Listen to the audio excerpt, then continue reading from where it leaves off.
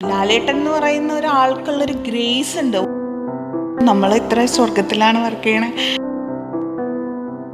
ഇത് ഞാൻ തന്നെ എഴുതി, ഞാൻ തന്നെ മ്യൂസിക് ചെയ്ത് അങ്ങനെയൊക്കെ പറയേണ്ടി വരും കേട്ടോ. ഡിഫൈൻ ചെയ്യൂ. ഞങ്ങൾ തമ്മിലുള്ളത് പ്രണയ സീനാണ്. അത് ഏത് സഖിയുടെ മുഖമെന്ന് ഞാൻ അന്വേഷിച്ചുകൊണ്ടിരിക്കുകയാണ്. നമുക്കൊരു നഷ്ടബോധം തോന്നുന്നില്ല. പരസ്പരം അങ്ങോട്ടും ഇങ്ങോട്ടും പറയുമ്പോൾ അത് അംഗീകരിക്കാനുള്ള ഒരു മനസ്സ് നമുക്ക് ആദ്യം ഉണ്ടാവണം.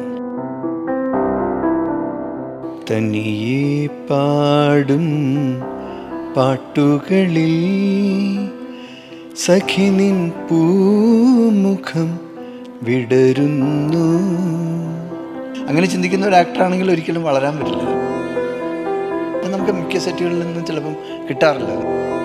മെമ്മറീസ് കൊടുത്തൊരു ഹൈപ്പ് പിന്നീട് എന്തുകൊണ്ട് ഇല്ല എന്നുള്ളതിന്